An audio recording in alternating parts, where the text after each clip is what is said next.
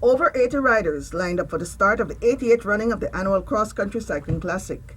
As the previous year, the starting point was the BTL Park in Belize City, where there was a rolling start to what is a staple of the Easter break. The riders then made a run to the Columbus Park in San Ignacio. Early on in the race, a team of 3 cyclists broke away from the main group. Guatemalan Alejandro Padilla, Joel Borland of Tibisel Forge Elite Cycling Club, and Brandon Catus of Siri Road Addicts. The trio led the group all the way to San Ignacio. They were later joined by Guatemalan Julio Padilla, American Bill Elliston, and Nissan Arana of Westtrack Alliance. The pace set by the group proved too much for 3 of the cyclists, as Catus, Arana, and Elliston were dropped on the return flight. That left young Joel Borland as the sole Belizean battling for national glory. But it was not to be, as around mile 10 he could not keep up with the attacks from the Padilla brothers.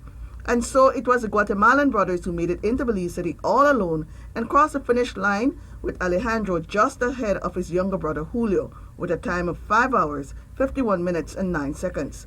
The duo spoke with Love News. We started riding around November. We started with our weight training, and around January we had like 2 months of weight training and started the long rides.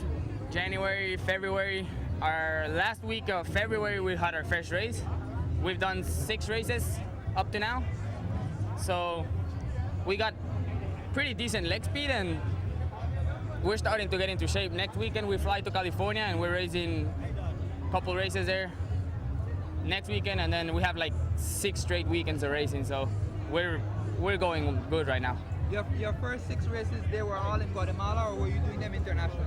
They were in the U.S., all of them. We're racing both for Arapaho Resources out of Oklahoma City. Okay, wonderful, wonderful. Julio, getting to today, you did a lot of the yeoman's work as far as pacing. We thought that that was in preparation for your brother coming into sprint. Tell us what was the strategy behind that? Yeah, first we needed to make the break, so we established the break, and until Kair, I saw him coming, so I wait for him. And since then, like, just trying to pace a little bit, trying to reach up a bigger gap, and until we get to Hartaville, try to make the move, and it worked perfectly. Just a shade under 2 minutes later, Joel Borland crossed the line in solo fashion. While he fell short this time round, Borland said he is optimistic. I don't have no more legs for jump, and I just outclassed and outpowered by the Guatemalans, you know. And the best of Guatemala, and had enough to keep it steady, but that jump and the acceleration I couldn't handle at the time. Belize is very proud of you. Everybody out here is very proud of you. You can see the emotion going on. People are hugging you. People, as you heard there, people have only nothing but words of encouragement. What do we have to see in the future from Joel Borland? I thank Belize for hearing me all the way. Just the 2 Guatemalans and me, and everybody, just even when they don't know me, just Belize.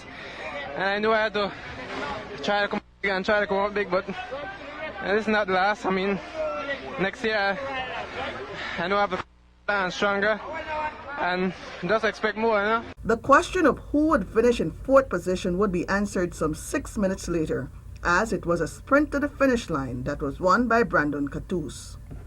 Those guys are strong right now. They are another level above us. I think we just need to continue training hard, and I think one day we will have that level, and we just need to ride smart, you know, train smart, and we'll be there soon. Rounding up the top 10 were Americans Bill Elliston and Scotty Weiss, Nissan Arana, Robert Liam Stewart, Henry Moreira, and Ron Vasquez. And so the 88th running of the Cross Country Cycling Classic is now in the history books.